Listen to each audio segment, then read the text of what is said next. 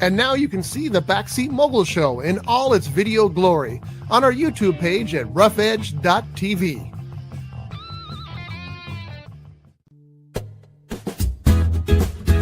It's tiki time at Harbor Cove Cafe. Dive into the tropical paradise at the end of Spinnaker Drive in Ventura with vibrant drinks, delicious bites, award-winning fish and chips, and more. Now featuring extended hours and happy hour. Fridays from 2 p.m. to 8 p.m., Saturday and Sunday from 2 p.m. to 4 p.m. Harbor Cove Cafe, the hidden treasure at the end of Spinnaker Drive. Visit harborcovecafe.net for more information. Showbiz is a cruel and shallow money trench, a long plastic hallway where thieves and pimps run free and good men die like dogs for no good reason. There's also a bad side.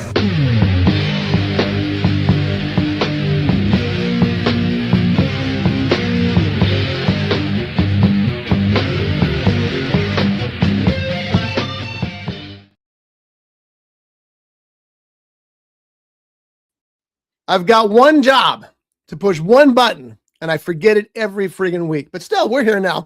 This is the Backseat Mogul Show live here on Rough Edge FM. I am R. Scott Bolton. I am the Backseat Mogul. That's JohnyD sitting right there. Good morning. Beside him, we got Jeff Gernet. Good morning, guys. Hello. How's things going? You know, it's funny. I was watching your image on the screen and listening to you live, and then it's just like a half a second or whatever. I can see your mouth move. Say, you got a problem with voice tracks this week, don't you? Because you had a problem with your movie that you were trying to watch. It's almost like watching one of those early Japanese movies where the guy goes, Godzilla. Or Shaolin's Scantron Warriors. Yeah. Do we have any announcement on winners yet? Can we say that? Oh no, I think we got to wait till after. So next week's show. Do you know who they are? No. Oh, really? Uh. We voted for the Buena High School Film Festival. Got to watch all the films. A nice batch of films. I mean, I'm going to be honest. There was a couple of clunkers, but for the most part, it was like, damn, these kids are good. And that was one I particularly liked. Them Shaolin Scantron Warriors. Yeah, I thought the choreography on that was pretty great. The choreography was great. Dialogue was great. The fact that they switched to a kung fu style movie in the middle of it, and then a little Western. And it was so smooth. The overlay that they put, it was good. Yeah, it was very nice, very nicely done. Where can I watch these? At the Buena High Film Festival, which is what's this month? May 15th, 5:30, 6 o'clock, something like that. Type in Buena High School Ventura Film Festival, and all the information will be there. And I'm telling you, it's a fine batch of films. It really is. I was very impressed. So I'll pull it up right now. He's going to confirm. Tell you, I have the same watch that you have. You do? Yeah. I can't believe see it either. Johnny, do we have a new Batmobile? Yes, we do. You showed it off. I saw that. Hold it up to the camera there. Which one is that? This is the tumbler. Oh, the tumbler. Cool. But it's before it gets painted. It's camouflage. Desert camouflage. Because he does a lot of work in the desert, that Batman. Well, that's well, if we want to get technical with it, that's before he buys it and turns it black, because that's where he's being shown by Morgan Freeman, and he goes, "Does it come in black?" I remember that. This is from The Dark Knight Batmobile. Sweet. Let's get it up to the rest of the Batmobiles up there. I'm not sure. We might have a black one up there. I don't remember. I don't know if we've got a tumbler or not. We got a lot of Batmobiles. Yeah, there's a bunch. Doug was very embarrassed by them. When he came in, he hadn't been here in a while. He goes, "What is with all the Hot Wheels?" So they're all Batmobiles. He goes, "You just got to collect something everywhere we go, don't you?" I said, "Well, Johnny brings them in. I bring a couple in, and because we do. Batmobiles are cool." We get any more up there, that refrigerator will collapse. I don't think that's going to cause the problem. Oh, okay. Don't you love Dr. Zayas up there? I do. I love that thing. I really do. I want one for my garage. That was at a thrift store. And I walked by and I saw it. I think it was $45. Mm-hmm. And I said, "I'm going to go buy that." My wife said, "No, you're not." And we kept walking. I'm like, "Oh God." Well, I told Josh about it. And the next day he shows up, "Hey Dad, I got this for you." I'm like, yes. The Buena High School Film Festival Film Showcase is May 15th. Doors open at 5:30, starts at 6 o'clock at the auditorium at Buena High School. Definitely, I would recommend it. These kids do pretty good. They're beginners, but even for beginners, they do great. I mean, I remember the short film that I did for the final of that class 13 years ago. We never finished it. It never ended up in the showcase. Oh, really? Yeah, because we were just kind of like taking our time on it. It was just, falling apart. The short film's on my YouTube channel, but it's just like, what is going on? It was a very convoluted story. Is but it on Zero Turtle? It's definitely Now, better. One Yes. high schools there on the corner of Wake Forest and Telegraph in Ventura, across from the post office. Yes. Had to get that in there so people know. Buena High School might be a clue. And there's this modern thing they have called Google Maps. Might take them right to the door. Well, some people may not be that Well, literate. You go up Victoria, or you're right across from the Burger King, which I happen to be. If you don't know what Burger King looks like, there's Check a this Burger out. King logo right there. So They've opened Let's up. see the back. Oh, They reopened the Burger King. Pokemon 2000 right there. That's Yeah. pretty cool. That Burger King, we used to know the owners of it, and it was in dire need of a remodel, and they just couldn't get it done. His first name was Jeff too. And so they closed it. They closed it when they sold it, and the new owners closed it down at the exact same time that Burger King changed their Whopper. So they missed out this big chunk of free marketing, because their place was closed. Mhm. But they've opened it up now, and it's gorgeous, and I've heard good things about it too. So, I mean, it's Burger King. If you want to go pay $12 for a Whopper, you can go there and do it. But they're only $4 on Wednesdays. I know too much about fast food, hence the liver problem. I can remember. I've mentioned this before, but Jeff may not know that. That Burger King back in the 70s was Arthur Treacher's Fish and Chips. And they had the best fast food clam chowder I've ever had. You know who else didn't know that? You? This guy. Yeah. Oh, I thought you knew that. No. Oh. You got to remember, I'm like 12 years younger than you. Shut up. Sorry. And if you're 12, that means oh my God, you're 20 years younger than me. I'm only 30 years old. I'll be 31. Like I said. So I'm the youngest one in the room. Yeah. Yes. And our numbers are up on this show quite considerably. And I told Shelley this morning, I said, it's because now we have the youth. I'm the youth. You're the youth. The kids on my bus would beg to differ. Oh, I'm sure they would. They said, "You're born in the 90s." I was like, yeah, before the internet, before YouTube, before 9/11, We had dial phones. Yeah. It's funny. It's strange how time marches forward. Well, we're going to talk today about a movie from 1969. We told you about this last week, and I got to find the right intro for it because it's essential. It's this one right here, brought to you by Pele Uto, as you're about to see. Is it as bad as they say it was? We'll find out now on the Backseat Mogul Show. Brought to you by Pele Utu, Reno's only traditional tiki bar. A kaleidoscope of colors and tropical charm with the undeniable allure of paradise and intoxicatingly delicious cocktails. Pele Utu, open Wednesday through Sunday from 2 p.m. to 11 p.m. 1275 Stardust Street in Reno, Nevada. For more information, please visit pele-utu.bar.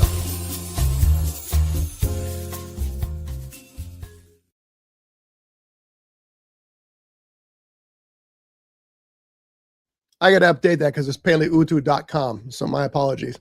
And my apologies also for the accent. People ask me, what kind of accent were you trying to do? And I've wrestled with that to try to give them an answer, and I've decided just Venusian. Cool. People on Venus have that accent. Uh. As far as you know. So this week we watched a movie called, and of course I've lost it now because I had to shift around, The Naked Witch from 1969. Now, it's a very promising title, isn't it? You think you're going to see a witch. You think she's going to be naked. We'll get to that. The film was released in 1969. It starred Anthony Isley, Thordis Brandt, Alvy Moore, Shelby Grant, Tony Benson, Robin Millian, and Maureen O'Ott. It was directed by William O. Brown, who, as far as I could tell, only directed 2 movies. His other movie was One Way Wahine. So you can see what kind of movies this man did. It had a second title that was unaware of. The original title, or the follow-up title, was The Witchmaker. Yeah, that makes more sense. But it's the same movie. Yeah. Yeah. And we know this for several reasons, one of which is that John couldn't get the file that I gave him to work. So he went to YouTube and found it and watched the wrong movie. He watched The Naked Witch from 1961. Yep. It was actually released in 64, but I think it was shot in like 61, 61, something like that. Yeah. So the synopsis for Naked Witch, and I want to try to get this right, is there's an investigator, and I got to find his photo here, otherwise it's not going to work. There he is. Investigator. If he looks familiar to you, we'll get to that in a minute. A psychic researcher and his assistants go to a hidden cabin in the woods to investigate a series of murders of beautiful young women. Little do they know that Shrek is waiting there for them to kidnap these young women and turn them into servants of Satan. I'm glad I wasn't the only one who thought of that. Did that come to your mind too? Yeah, I was like, why is this guy looks exactly like Shrek? It's crazy. Yes. He's just not green. And there he is. There's Shrek with his victim. And then there's Satan in the background. He's just a statue. He doesn't move or anything like that. He does eat blood, but that's about all he does. And that's about as much as the nudity as you're going to get for the Naked Witch. There's not much. There is another scene where a woman is covered in mud and she's naked, but she's covered in mud. Which one's the witch? There's a lot of witches. Yeah, there's a lot of witches. There's this one, for example. She's a witch. Yeah, and then she turns younger. Yeah, she gets the Dorian Gray effect. Is she a witch from India? Oh, she got that thing in between. It is a wart, John. She's a witch. Oh, it's a wart. Yes. Let's see what other pictures I have here. There's the one of the assistants being introduced to Satan. Satan looks seems like kind of Genie. interested in her. And there's Shrek in the background. There's Satan close up. Horny little devil. That's another that's the lady covered in mud. And I did crop out some of that scene because just because there were some logos on it there, but she's covered in mud. You don't see anything. So don't watch The Naked Witch for the naked part of it. We saw that picture already. That was a risque scene. Yeah, there's a better place to look for naked witches on the internet. Yes, if you Google naked witches, you'll get much better choices. Yeah. We saw her. Let's see what this is. Seymour is in it. Larry Vincent is in this film. Now you probably don't know Seymour, do you? Nope. Oh, dude. Seymour was the Elvira of his time. And Elvira was vampire. I cannot say that. Vampirilla.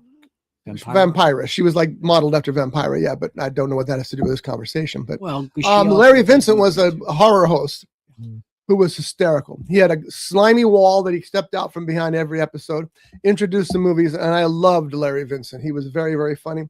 I was surprised to see that he was in this movie. But there's Larry Vincent as Seymour, and I thought I had a photo of him with the rest of the group here, but I don't see it, so it may not have come out. But he's part of the many Satan worshipers that are in this film as well.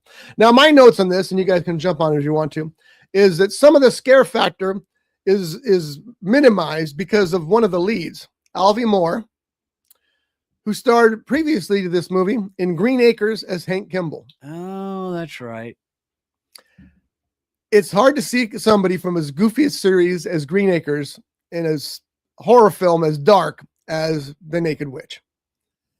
Because he's good in it. Don't get me wrong. He does play a different character, but he's got mannerisms and things like that. He can't, his walk that he can't hide. And it makes you think of his Green Acres character. Green Acres was a comedy from the mid 60s. Okay. It was about a man and a woman, very wealthy.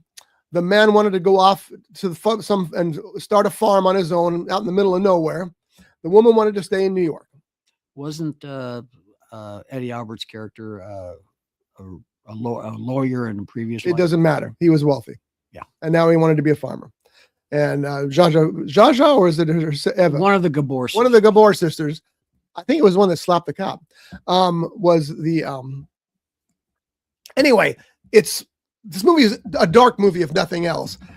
And it's weird to watch this Mr. Kimball walking around.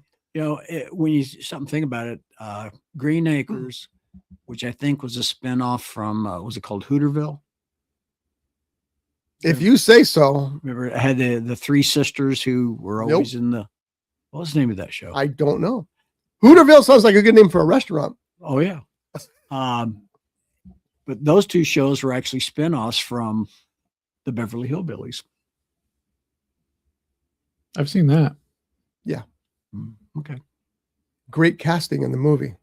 I mean, I don't care about the rest of the characters, but Jim Varney, beautiful. As Jed Clampett, he was great. Beautiful. Totally different character from the other stuff he's been in. Well, he was a good actor. Yeah, he was. Jim Varney was a good actor. And it's just that Ernest was one of the funniest characters to ever watch the screen. My wife and my sister-in-law went to one Ernest movie with my brother and me. And we literally fell out of our seats laughing. And they were so embarrassed, they said they'd never go to another Ernest movie with us. But we're easily amused, as that might tell you. Back to Shrek. I thought this was fascinating. Notice his hands? Yep. He's doing the horn sign. He's a metal dude. I thought that was interesting because rumor has it that it was Ronnie James Dio who created the metal sign. And Gene Simmons also said he created it, but Gene Simmons says he creates everything, so that's not a surprise. But all Ronnie James Dio did was popularize it with his music.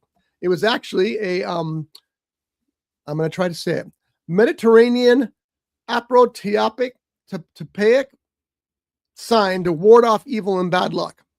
Now, isn't that interesting that this is to ward off evil, but today it's the exact opposite.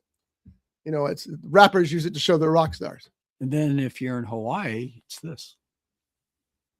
Has nothing to do with each other. I know. Well, hands, fingers. In sign language, that's yellow. The color yellow. Oh. That's how you say thanks to people and hello and everything in Hawaii. I love it. And I always forget it, but somebody lets you, they slow down so you can pass them or whatever. Give them a little. I just love that. Of course, you could be doing this. Yellow. And there's one other gesture that I'd like to give John right now, but I'm not going to. Hey, wait.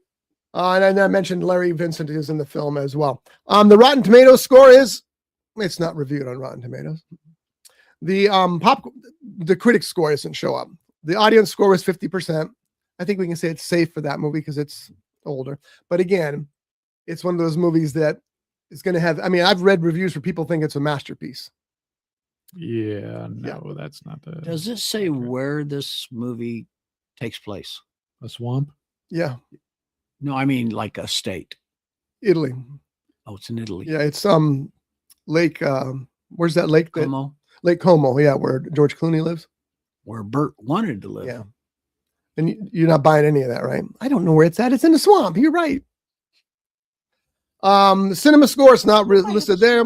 Metacritic score is not listed there. Internet Movie Database is 5.1 out of 10, which pretty much matches the Rotten Tomatoes audience score. Now, I will say, I didn't think this movie was as bad as I thought it was going to be. I thought that it was darker than I expected.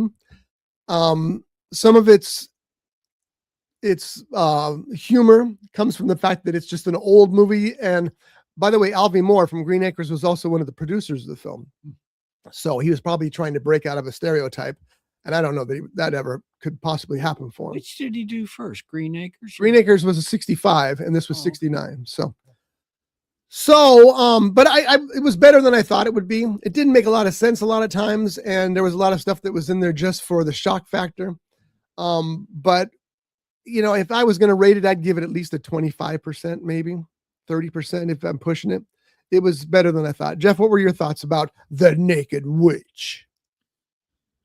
It was one of those movies where as I was watching it, it was kind of in one ear, out the other. Like there was nothing being retained. It was just,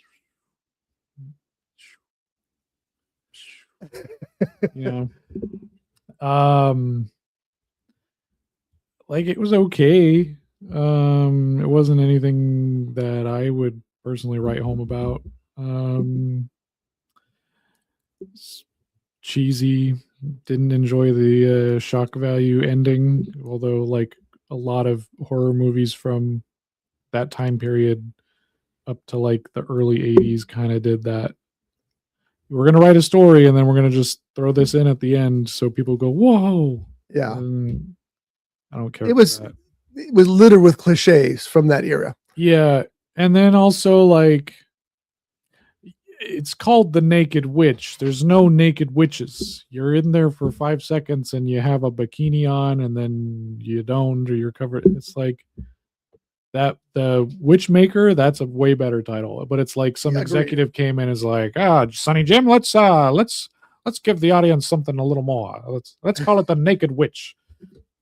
You know, to draw people in or something like that. I don't know. It just didn't work out.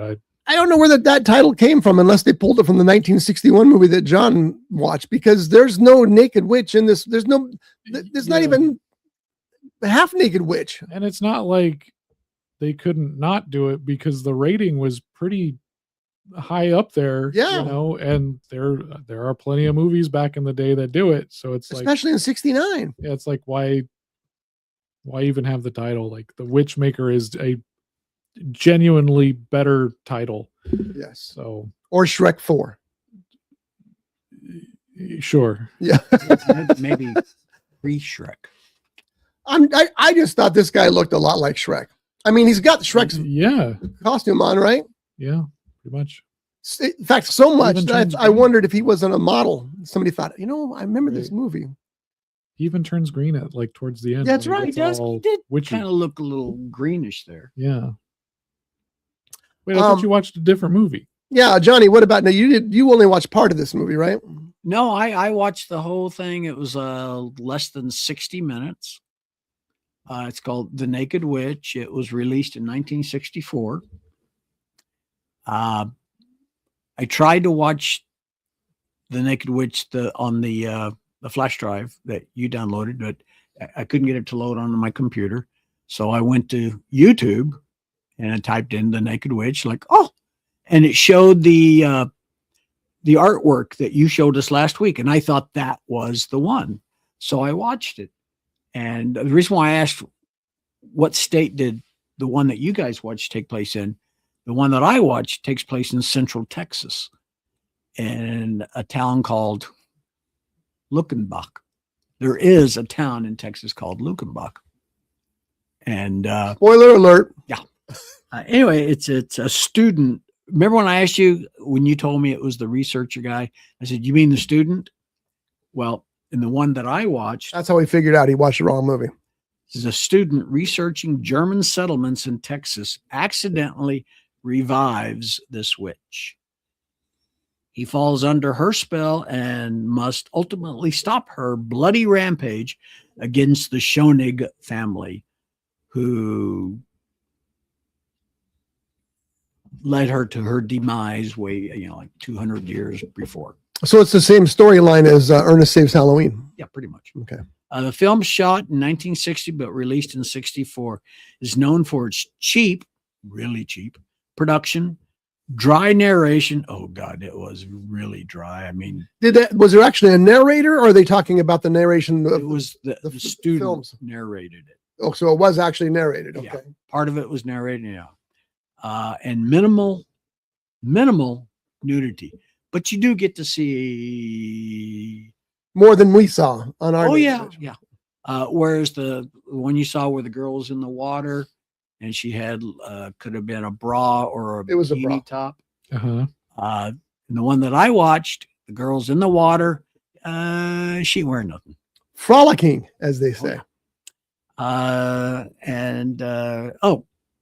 This one that I watched has recently fallen into the public domain. Oh, good. Let's remake it. Yeah. It was written by Larry Buchanan and Claude Alexander. Now, wasn't Claude Alexander on the one that you guys watched? I think so.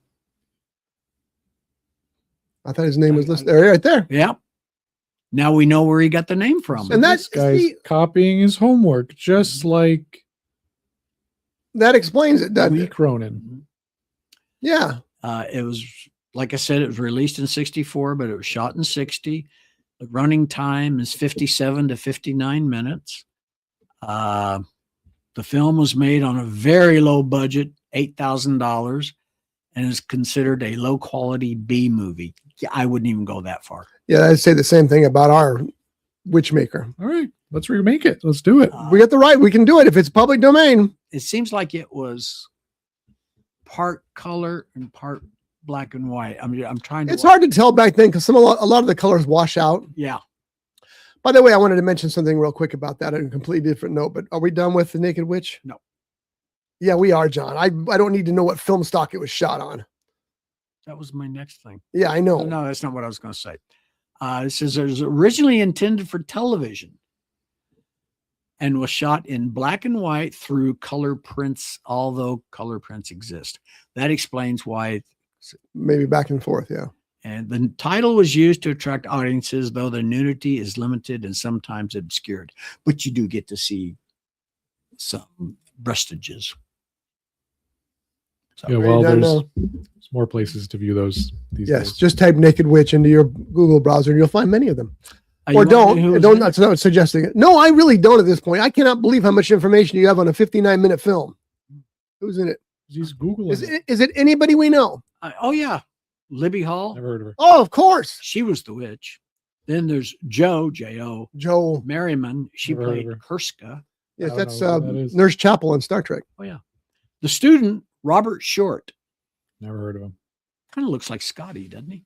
I wish his name was Richard Short, so we could call him Dick Short. Anyway, Starring Dick Short in The Naked Witch. Yeah, that's a good one.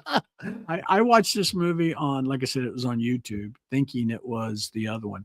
Now, It does have the same poster. Interesting.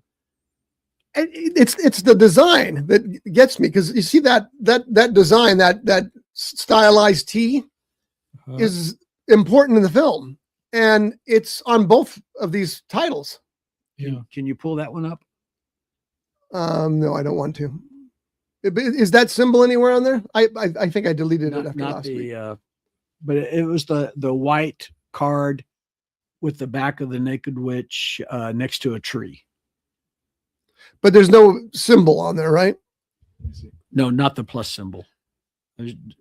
Or whatever that symbol I is. just pulled it up. It's an iron. Well, here, hold it up to the camera. I don't know that you folks will be able to see this, but we'll try. And again, if you're listening, just go to roughedge.tv and you can see this stuff. Now that plus sign is not really on the, but that is the one that I watched, and it is on YouTube. Okay, so the bottom line I think we can all say is you don't have to waste your time watching either Naked Witch or Witchmaker. If you're in the mood for something that's a little wacky and weird, that's it. I was surprised at how deep the Satanism was in it. Because as I started to watch it, I'm going, apparently every modern heavy metal band has seen this movie and named their band after it. So we throw out all kinds of names, Berserker and a Slayer and all this stuff. I'm going, hey, I know those bands. Of course, they weren't around in 1969, but I'm pretty sure that's where they got their name, was from The Naked Witch. When we were talking about Green Acres, it was Ava Gabor. Oh, okay. So I don't remember which one slapped the policeman. it was a Gabor. Yeah. They were twins, right? Or close to it? No, I don't think Identical they were cousins? twins, but they were sisters. Well, sisters can be twins, John. I hate to break this to you. Well, but they weren't twins. Okay. But they were like, they looked pretty much alike, but because they were sisters. Yeah, that's how genetics works. Okay. Well, that's The Naked Witch for you right there. So sit back and enjoy that. And what else, John? The Hooterville wasn't Hooterville. The town, the show was called Petticoat Junction. So where'd you get Hooterville from? I don't know. Probably because of the three sisters that were in it. I was like, oh yeah. What? He wanted chicken wings. Yeah. Okay. It's half the fun of this show is trying to find out where John's coming from, because we And the best part about it, John don't know either. I think that's true. All right, it's time for this. And now it's time for the First Run Progress Report with filmmaker Jeff Gernet.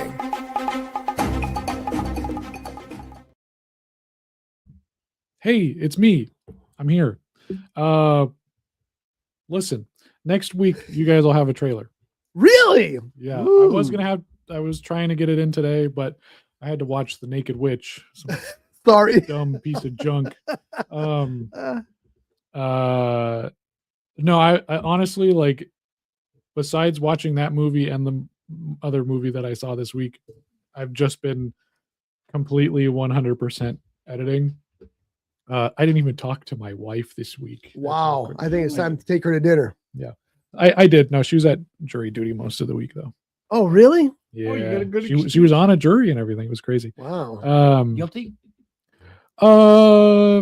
Is it over? Because you can't say unless it's over. It finished yesterday. Okay. No, it was not guilty. Anyhow, Wasn't the Britney Spears one, was it? no. See, that We would have been all knew that wasn't guilty. No, she pleaded guilty. No, she didn't. She made a deal. Oh, she did. Yeah. I thought it was. They use something they very rarely use in Ventura, according to my wife. And I don't remember the name of it, but they use some archaic thing that they use in Los Angeles a lot, but they've only used in Ventura like 1 or 2 times. But they used it for her too. So if you're a celebrity, you get away with it. Well, yeah. What is that, news? Yeah, it seems to be all that's in the news is celebrities getting away with things. Anyways, That's why we're doing this show, so we can get away with stuff. it's Britney. Oh, Yeah. So anyway, continue. So this week I have been doing. I have like a 2-page list of little thingamajigs I want to fix on the film. I've been going through that slowly. I'm almost done. I have to add 2 sound effects, and then I'm completely done with my list. Fun stuff, fun time editing, 2 days for a 3-second shot kind of thing. And then we've been inputting color. Pat and I have been getting on pretty much every single night through Discord, and he's going through DaVinci. Well, see, here's the interesting thing. So at the beginning of this, I was editing on DaVinci Resolve. I don't know anything about DaVinci, but that was how you edit Blackmagic footage. So then halfway through production, I had to start from scratch because I transferred everything over to Adobe. Because I know Adobe, I can do all the effects like that, whereas opposed to Blackmagic, I have to relearn a program. So that created a problem because how would I get the color that Pat is working on over to Premiere? Sure. Well, he said, "Oh, there's a way to do it. It's fine." Well, at the beginning of the week, we started, doing this, and he's like, "Yeah, I'll just send you the clip again, and then you resource the clip through the colored one." And it's like, I thought we were just going to download the LUT, which the LUT is the color programming that goes over the file. So we start doing that, and he sends over the file that I put into the color program on Premiere. But when I look at his picture and my picture, they're not the same.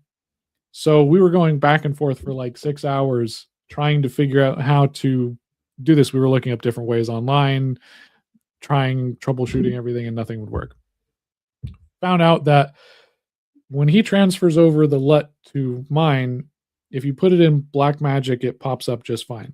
But through Adobe, I have to go in and physically put in his settings for that to turn into the correct LUT. Okay. So that's what we started doing. Was he goes through the footage, I okay the clip, he sends over the LUT, and I input the thing for that footage. And I've been putting it into the source material as opposed to the individual clips, so that if I have 17 cuts in a scene, but I only use 5 clips, I just change it on those 5 clips and it changes it throughout the scene, which saves so much time. So we've been going through the film slowly and changing the colors on everything and trying to match it up. Now there's it kind of took a little bit because he's colored all of Kyle's movies, and Kyle has this very blown out saturation, crazy look to it. Kyle Acosta we're talking about. Yeah. and I don't like that. So like I kind of like more like a color pop, but with darker tones to it. Okay. So it's like that's what we were kind of going for. So he had like a bunch of different things. So we had to kind of be like, all right, well, this one works, this one doesn't work, this one works. Like, let's tone this down. And I had a couple other friends on too that were kind of helping along with that, working on some different visual effects as well. And sorry, this is probably super interesting for you guys there. But I'm fascinated myself. I've got a actually question, but go ahead. I haven't fallen. I can still. well, now the show can get on. Oh my Hey, god! But yeah, so it's definitely been interesting because there are some problematic scenes. Like some scenes, it's just one let we put it in there. Great, it's good for the whole scene. But others, it's like, you know, for like example, everything we shot outside Tony's, like with the homies and stuff like that. That's all great. It looks great. But when you get inside the theater, that movie theater, like the meeting that they're having, it's hard to get the colors the same on all those shots because of the way that window was and how the sun comes in, and it's just so harsh. And then there's so many colors inside the theater that it's just everything is really wonky in there.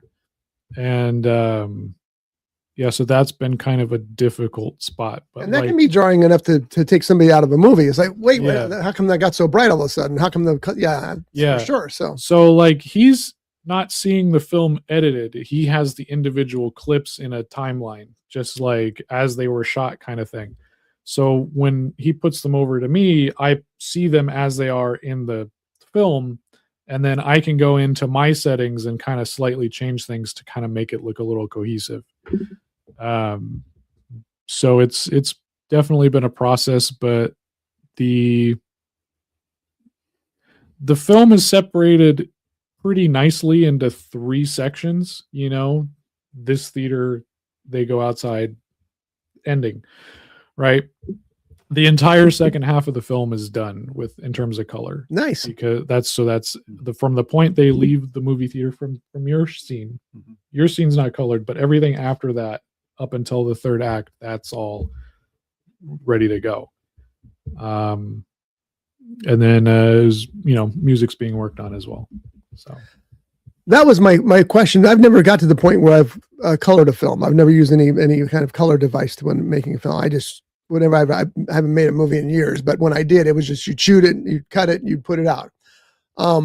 It's a pretty big step, and I know that every theatrical release is done that way.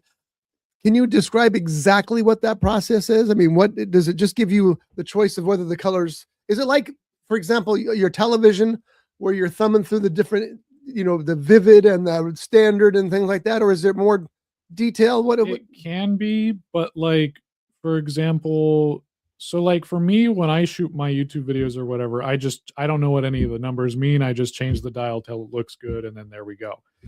But because we shot on a Blackmagic camera, it shoots in RAW, so it just gets all the data from this. So it appears really dull. So you kind of need to bring that color back into it.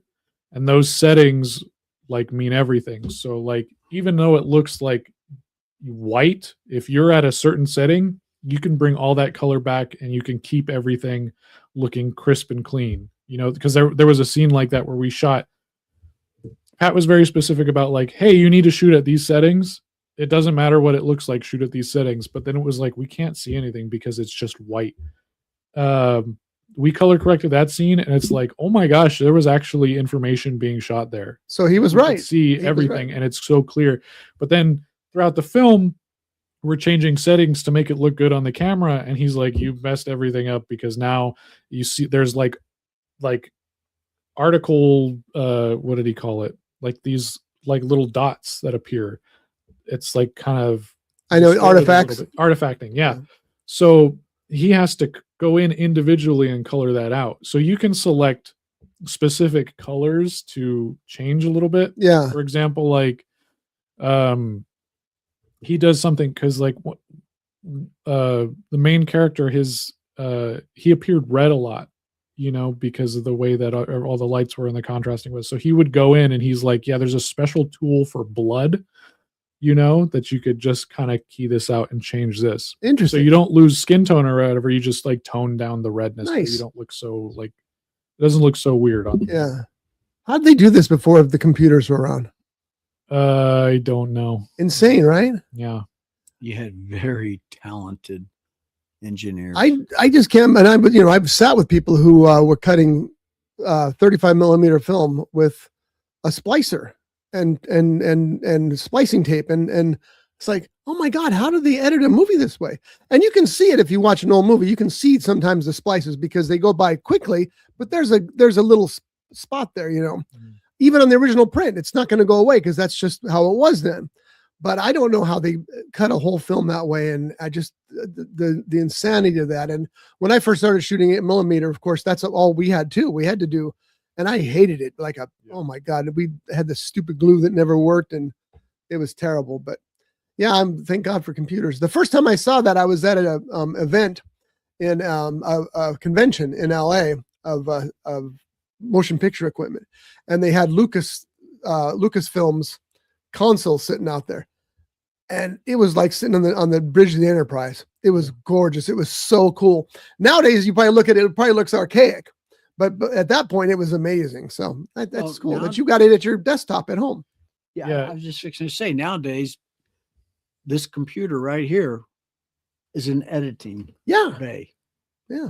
Yeah, it's been pretty wild, like seeing all that. And I mean, like I said, it's been pretty much every night that we've been getting on, and just last night we called it early at midnight.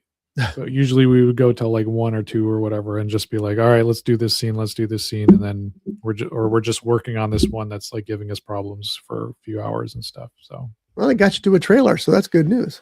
Yeah. So we've even though we've been doing whole scenes, like there's nights where it's like, all right, well, this one, like it's a 1 second portion that's in the trailer. So let's just do that one shot. We don't have to do the whole scene. But like last night, it was like, oh, well, there's 2 portions from this scene, but all this looks the same. So let's just run through the whole 20-minute thing, you know, like we'll run through all these clips and then just go from there. We got 2, 3, 4 scenes done last night. Oh, very nice. So, and you're using Adobe for your I'm portion using of it? Yeah. How do you pay for that? Do you have a subscription at Adobe or? Yeah. Okay. You kind of have to get the good stuff. Yeah, never mind. I had a way around that. Use a friend's computer. Sure. Yeah, we can say that. But anyways, when I upgraded my computer, I couldn't have access to that anymore because there were issues with that. So Yeah. I am paying for it now. But I am using my wife's student ID, Sure, so yeah. I get a discount, because otherwise it's like $100 a month as opposed to $30 a month. So I was like, all right. So I'll your do it. wife is a producer on it. Yeah. There you go. She's Awesome. also credited as cake decorator. Well, that's even more. That's the best credit in the thing, as far as I'm concerned. Hey, I just gave you your out if someone says, wait, what? Because she works on it. Oh, okay. I have to say this. Wait, what? Yeah. Smile and wave. Yeah. The House of Magic also has an Adobe account. They pay, but they use what are they? Not a charity organization. They're a nonprofit. Oh, So they get a nice discount too, Yeah. but they use that for all their editing and stuff like that. yeah. So anyway, cool. So we got a trailer coming next week. So look forward to that. I'm excited. I'm really excited about that. So that'll be something to look forward to next week. We'll let you rest for a second. Johnny, did you see anything this past week? Well, besides the 1964 release of The Naked Witch, just the regular what's on television stuff. Have you ever thought about Everything, expanding your scope? No, well, I know you haven't. I've started, I've been extending my work hours, Yeah. and that's probably going to peter down for a little bit because it's just getting too expensive. You realize that you can watch movies on your phone and it counts. I don't like doing that. Okay. because then I got to get a magnifying glass out to make it look big. And That's the only reason I got a big iPhone this time, because I got tired of having to carry 3 devices when I got in a plane. And, you know, if I just, because I like the smaller phones, but my brother convinced me that if you get a bigger phone, it handles more stuff. So I can actually watch movies on this when I'm on a plane, and it's okay. But what if you get like one of those VR headset things, like those Apple things? That'd be cool. Then you to could drive with, because you could. Well, actually, you can see through them. You can turn the lens off, and you can drive with them. But you know, if you turn it on, they actually have like a movie theater thing where you sit in the movie theater, and then you could put whatever show you're watching up on the movie theater, and because it's all visual, you can. It's like you're there, and it feels like a movie theater, right? Yeah. It's got the illusion of depth and what have you. Yeah, something like that. I've never done it, but I've heard pretty cool things. Have you done VR at all? I have, yeah. Oh, okay. It's very interesting to get used to. I don't like it. it like when I upgraded my computer, my friend, he's like, yeah, here, you can have this old one that I have. It's like one of the first ones, so it has all the wires that are connected to the. Now it's just like there's no wires, nothing, right? It's all wireless. Yeah, but this one, it's like there's 6 different wires connected to me or whatever, and you're gonna have to be careful because you can get tangled up. But yeah, I had to do it like 10-minute increments, and then by the end of like a week or 2, I kind of got used to it. Yeah, and I was able to do it, but still, like, it's weird for like the character to do like a jump or whatever, and I'm just standing there. I'm like looking up. I'm trying to climb this ladder, and it's like I'm just standing here. Makes your body feel all weird, but it's fun. The first time I did it was here at the House of Magic. They had a VR room. I don't know if they're going to bring it back or not, but it was pretty awesome. Yeah. But it was some standard video that I guess everybody starts out with, where you put on the head equipment, and you're on a street, and you turn around. The T tells you turn around. So you turn around. There's an elevator door. So you go up and you use your thing to push the elevator door. Opens up. You get in the elevator. It takes you up 10 stories. You watch the things flick on the thing. It opens up and there's a diving board that leads out into space. And you're supposed to walk out on the diving board. I couldn't do it. I literally could not walk out there. I was like, because all my depth and everything was weird. So I stepped back in, took the elevator back down, and here's what they tell you. They don't tell you. If you chicken out like I did and go back down, you step out of the elevator and a bus runs you over. So it was weird. I just could not bring myself to walk out on that board. I did walk out on the board. I think your brother did as well. I can't remember. Was Brad with us that time? And at the end, there's a giant spider.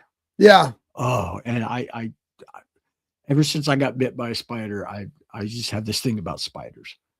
And I saw that thing and go walking out on the diving board from the elevator. That was all right. But that spider. Oh, do you remember what happened when you went to the end of the board? Because I did it the second time. I just remember going into space. I don't remember. The board snaps and you fall 10 stories. Oh, okay. Which sounds like it worse than it is, because pretty much you're falling like a video game character would. You know, your arms, you're like doing an X and you just slide down that way. So it's not as terrifying as it was if you really fell, but it was still not pleasant. So yeah, it's fun stuff. I like that. I would explore VR some more, but I think you'd have to get used to it. Yeah. I only bought one game. It was like a medieval knight game where you just walk around with a sword and but people. Yeah, you just, which was fun, but then I was like, I got important stuff to do. I can't like get so involved because there's like a Star Wars, like a spaceship flying game. I'm like, oh, well, I want that. And then there's like a Walking Dead one. It's like, oh, well, I want that. But kind of like the Hot Wheels collection we have up there. That's why I deleted all the games from my phone, because I got other things I need to be doing, and I'll get stuck in a loop and play a game for 90 minutes when I could be doing serious work for 90 minutes. So maybe when the movie's done, maybe I'll engage a little bit of that. Yeah. We'll see. Okay, so John saw nothing new, but you did. Yeah, I saw Mortal Kombat 2. Now, let me ask you, were you a fan of Mortal Kombat 1? I thought the first movie was fun, but I mean, I didn't know anything about the video games. I haven't played those. Yeah. but it was all right. Yeah, it got me interested in the series, but it wasn't anything like wow, Yeah, it's just crazy. fun. Yeah, I would say this one is better. Really? It's a lot more fun. I've heard it's Everything's a gorier. little- Is it gorier? Yeah, I think so. Yeah. Everything is a lot more well paced. I think the beginning is a little awkward because you're introducing this new character, but you still have to explain the rules to this guy. So Sure. they kind of just like skip over that a little bit, which I understand because you already did that in the last movie. Yeah. But it just feels a little awkward because you're kind of just jumping into it. Other than that, I thought the movie was great. I had a lot of fun with it. Again, it's not like Oscar worthy craziness. Not Like, supposed to be. the critics will probably be like, oh, this is a waste of time, but it's fun. I really enjoyed it. I had a lot of time. I laughed at it. It was a good time. You got Carl Urban, who's got to be terrific in it. Yeah. Oh yeah, he was great in it. I'm curious what the Rotten Tomatoes score was. Last I looked, it was not very good. 65? Nothing wrong with that. 65-90. I would say, yeah, like honestly, I'd probably give it like anywhere between like a 7.8 to an 8.2. Okay. I had fun with it. Like there was still some things I'm kind of like, wait a minute, that doesn't make any sense or whatever. But like, Does it have to? exactly. Yeah. Yeah. There was a lot of like really cool references to like the video game styles and stuff like that, like the side scrolling, like fight jump. Yeah. Like it was really cool. I really enjoyed it. And all you have to do is hear that voice. Get over here. Yeah. Yeah, I'm exactly. in. Yeah. I'm going to go see that Monday at 11 o'clock, Johnny, if you want to go. That's Devin is going to join us. He wants to see that too. So, yeah, I'm looking forward to that. Anything else? That's all I saw. Because you were busy working. Busy working. I had a colonoscopy, so I was out most of the week. So all I did was sit and watch deep movies. So I watched a bunch of stuff. Did I talk about Toxic Avenger remake last week? No, not on this podcast, but I did watch the anime show that you did talk about it there. Oh yes, yeah. The Toxic Avenger remake was with Peter Dinklage, who is one of my very favorite actors. He's done just amazing work. He's the new Toxic Avenger, well, new from 2023. And it's the same story as the original Trauma picture, which I despised. Did you see that? Nope. Good. I know Johnny didn't see it. It's just a piece of trash. When was that? The original Toxic Avenger, it had to be mid in the 80s, 70s? not that long I ago. was thinking it was the late 70s. Mid 80s, I think. And yeah, it was. Don't waste. Yeah, and so Waste. first of all, I'm stunned that this one was even made, and 1984. 1984, yeah. So I don't know why you would remake this movie, for starters. I mean, I realized that the Toxic Avenger became something because there's 4 different original Toxic Avenger movies, plus the animated show, and then this remake. But first of all, the remake as a film doesn't feel complete. It's almost like they expect you to know so much about the character that you don't have to know what happens to him. For example, there's a scene where he changes. How do I put this? He's considered a bad guy because he's a monster, right? But then he walks into a restaurant and saves all these people's lives, and he's a hero now. But you don't know why he did that. He just shows up and starts killing bad guys. Why'd he do that? It's not explained. It just happens. And there's a lot like that in there. The most amazing thing about this movie to me was for the first third or so is that Peter Dinklage, being the actor he is, he brought some real soul to the character, to the guy before he became the Toxic Avenger. He was a father who just wanted his son to love him, and he couldn't get work and all this stuff, and he's struggling, and Dinklage nailed that. I thought this is going to be a deep version of this movie, and then it just turns into the typical trash gore kind of thing. So I wouldn't recommend either one of them. If you're going to have to watch one of them, watch the Peter Dinklage one because he can actually act, whereas nobody in the original one could.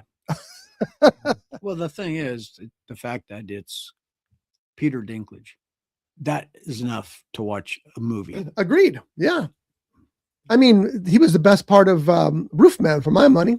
He was terrific in that. Then I watched Thrash, which is a new movie on Netflix about sharks. Thrash.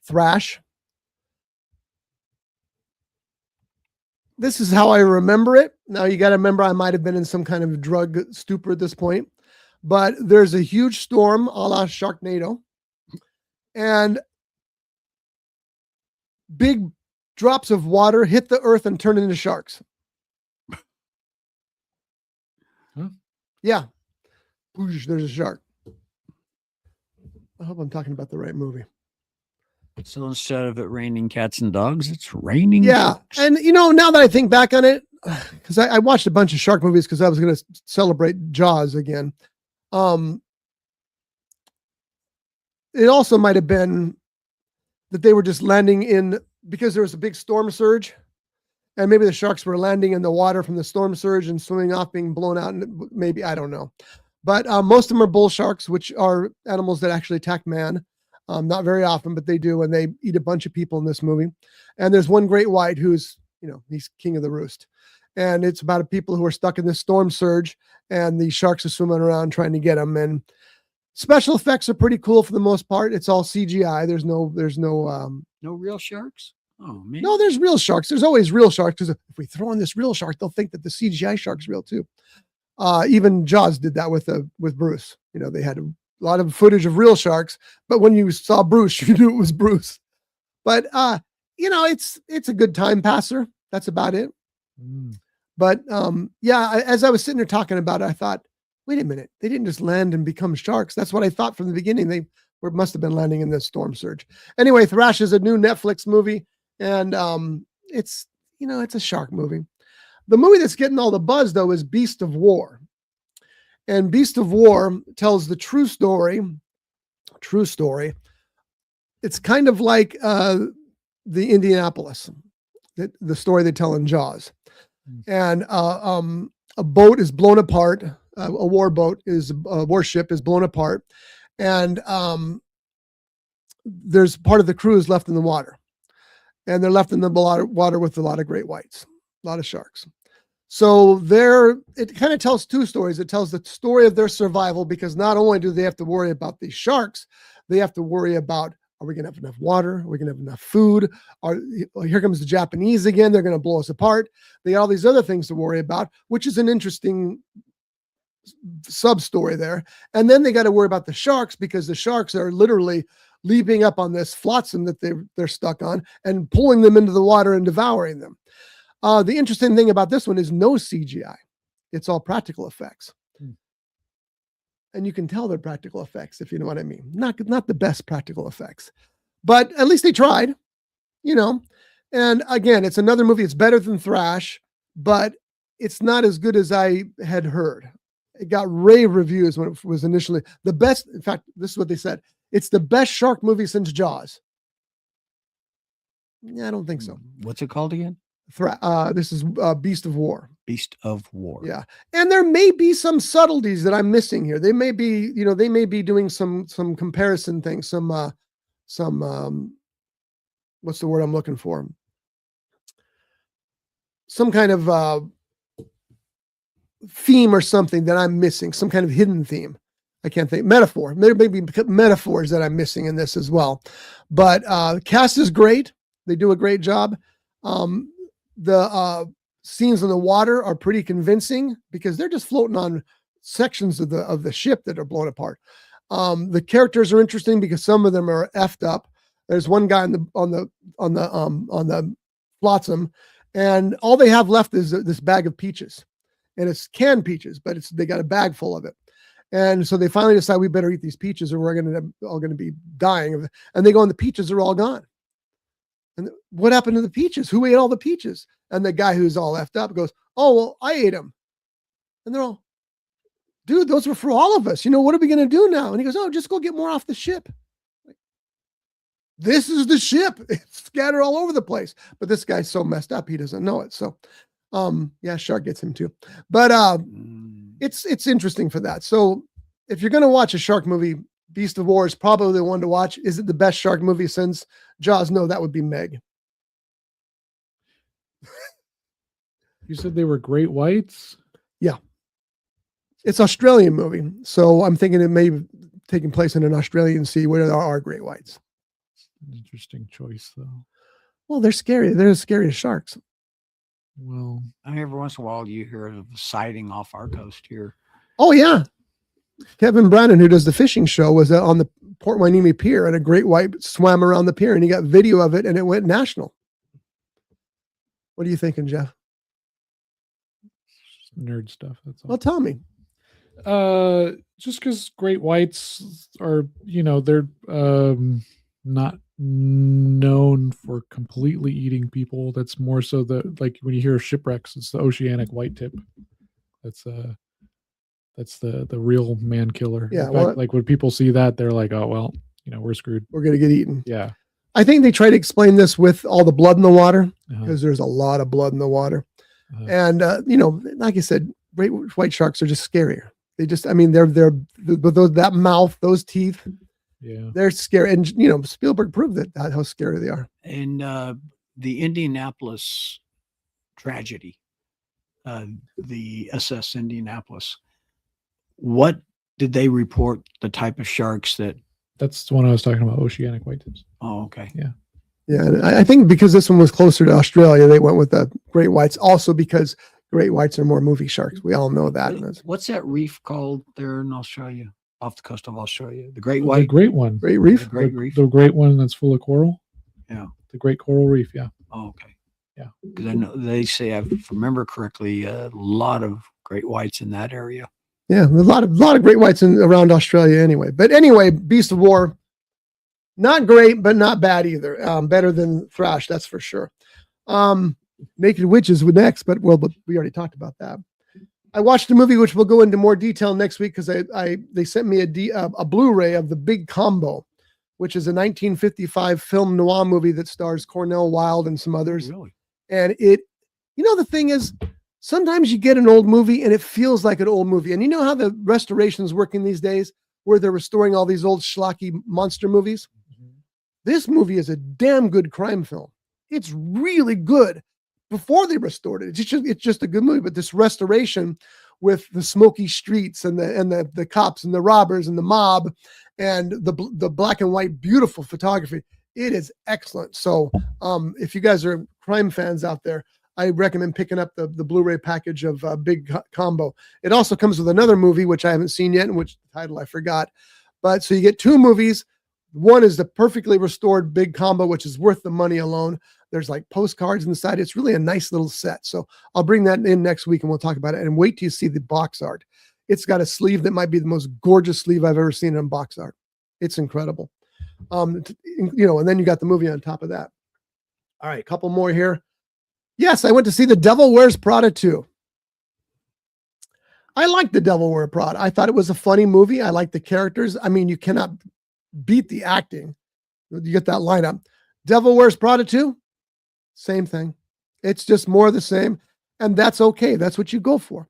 And that's why it's doing so well at the box office, because people go expecting to see a sequel to The Devil Wears Prada, and they get exactly what they're looking for. A sequel with the same characters, basically the same kind of story. And I'll tell you this about Anne Hathaway. That woman smiles and the whole screen lights up. Yeah. She's so good. And that smile is beautiful. And the fact that everybody holds themselves up with Meryl Streep in the lead. I'd say that the two that shine the most here are Anne Hathaway because of her smile and Stanley Tucci. You just fall in love with Stanley Tucci by the time that movie is over. Really good stuff. What's the Rotten Tomatoes score on that? So far? About 78, I want to say. Am I right? Yeah. Look at that, right on the numbers. So, and if you like the first movie, there's not a chance you're not going to like this one. It's interesting because most of the music is way too loud. They don't place it over dialogue, so you don't have to worry about that. But interim scenes and things like that, it's like club level loud. And it's all modern music with Lady Gaga and other people like that. New music, not any old music. Mm-hmm. And it works because of that, because it's all the fashion industry thing. So it was actually very good. And the last thing I finished, because it's an 8-hour miniseries, is 11/22/63. Oh, the Stephen King one? Yes. Okay, yeah. Worth every second. every time I watch James Franco, I feel bad that he got caught up, and it's his fault. I'm not defending him by any chance, but I feel bad that he was canceled for a while. He's starting to get work again, but he was canceled for a while, and that hurt him because that guy is terrific. He is really good. And in 11/22/63, he plays a guy who makes friends with this man who owns a diner, and his friend's dying, and he can't figure out why, because the guy has aged like decades in the same time that he's aged 6 months. Well, the guy who owns the diner, who knows he's dying, tells him, I need you to go back into the kitchen. So to the back wall of the kitchen. So he goes into the kitchen, he walks into the back wall, falls on his face.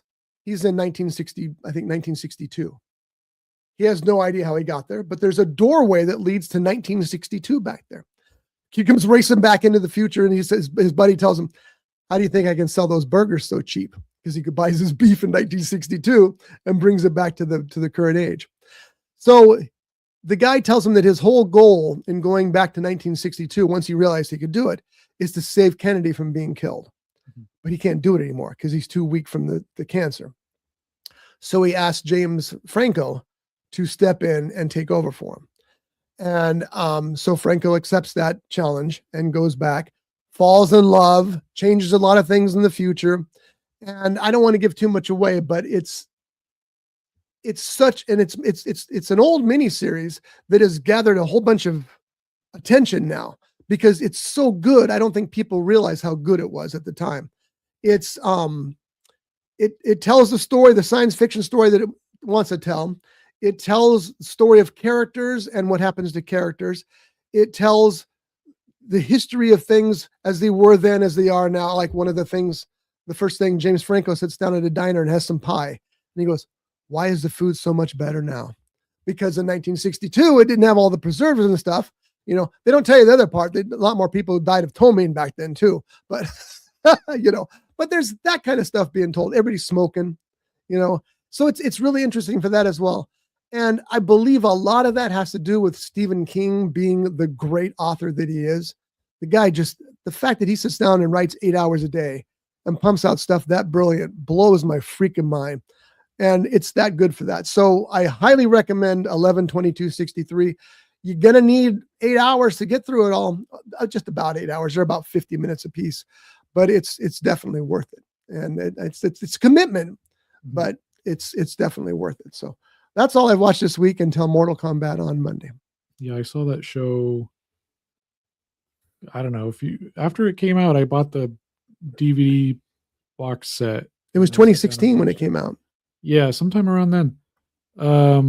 I really liked it. I enjoyed the way that they handled time travel because, especially when he's in the 60s, how things happen. I really thought that was an interesting concept for time travel. Yeah. So, and the fact that the past pushes back, the past doesn't want you to change it. Yeah. So he's there to change the future. The past doesn't want it. So it gets in his way.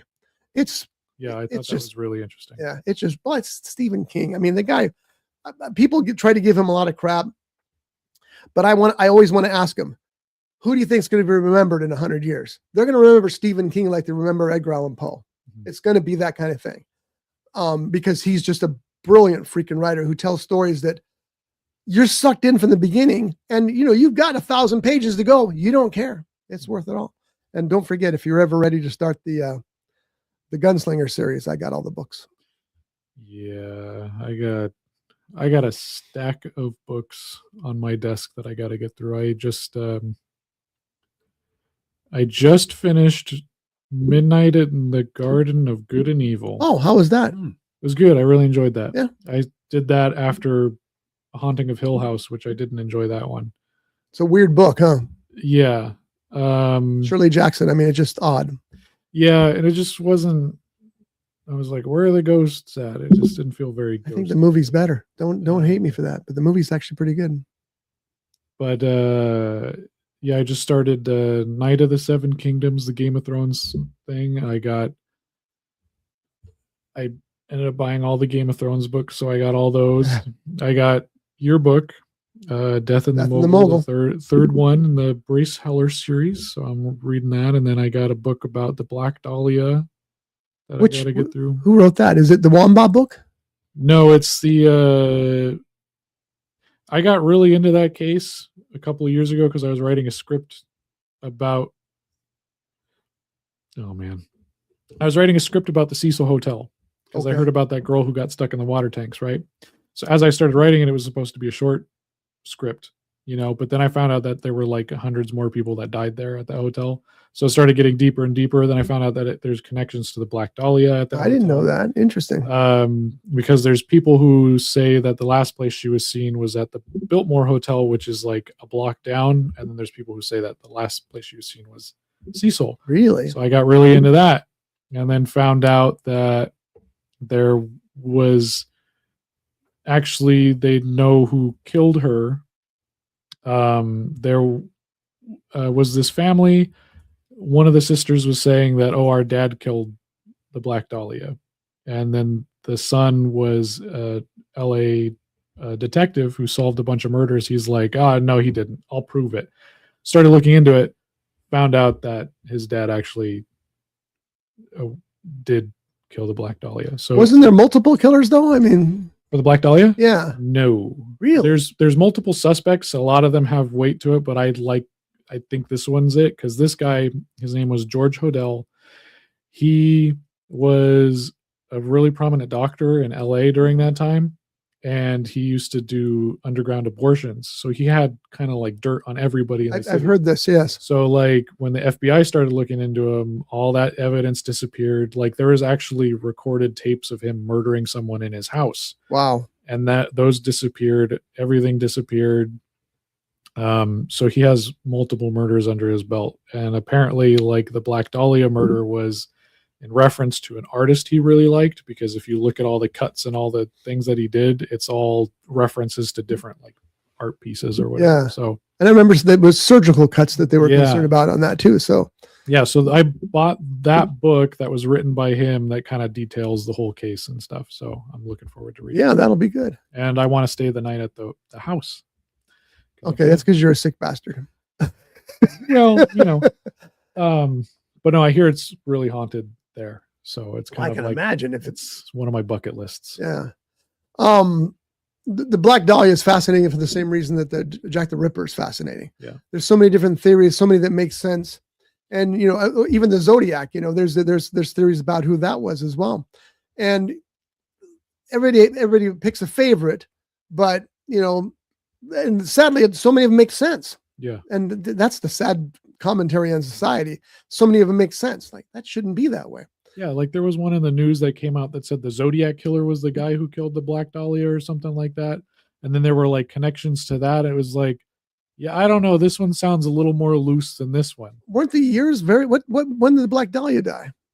42 or something. Yeah, so the Zodiac killer was in the 70s. Yeah, I know, but like there was like some, was it the Zodiac? I don't know. It was like some sort of connection with that. Yeah. That they were like, oh, it's the same person. I'm like, I don't think so. That doesn't make any sense. They're time traveling. Maybe they're the mummy.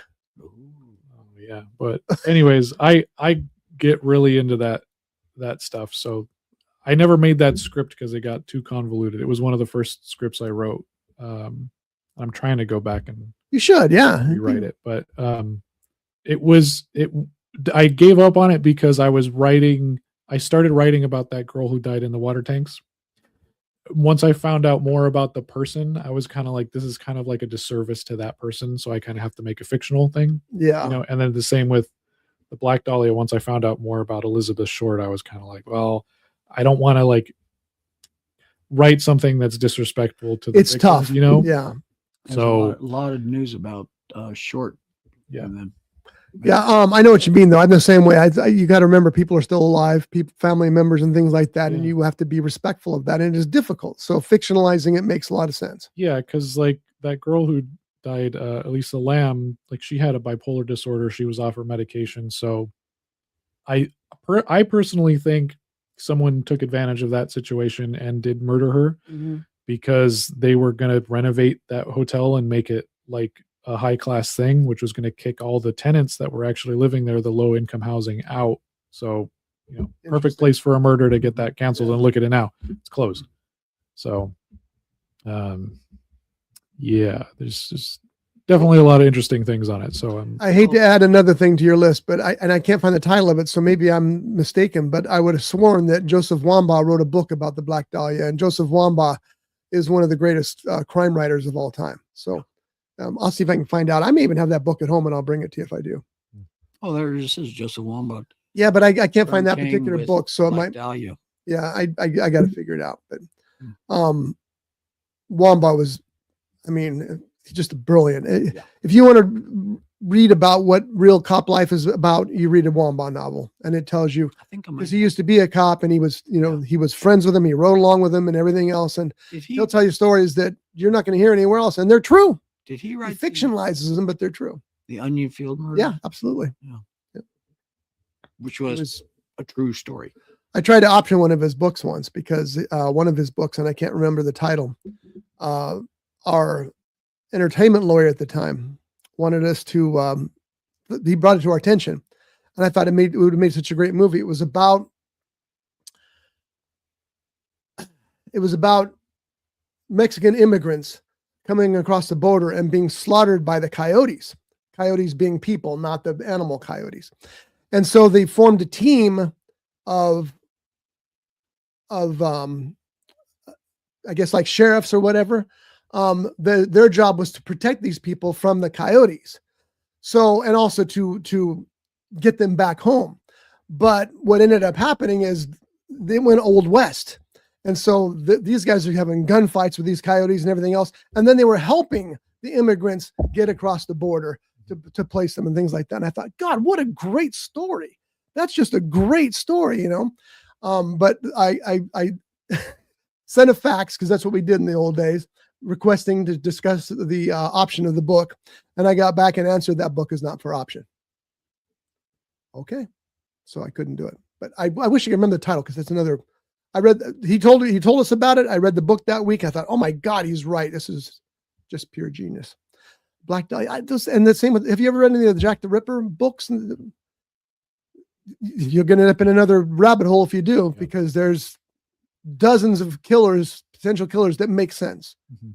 You know, I mean, from royalty to doctors to Skid Row people. Yeah, I've like watched a number of documentaries on it and stuff. So like it definitely gets really crazy. And every one it's like, oh yeah, that's possible. And then there's another one that comes up like, oh yeah, that's possible too. Yeah. So I read one book on the Zodiac. I've read many books on the Zodiac, but one in particular I read, and it was written by the guy who investigated it like it was his notes almost.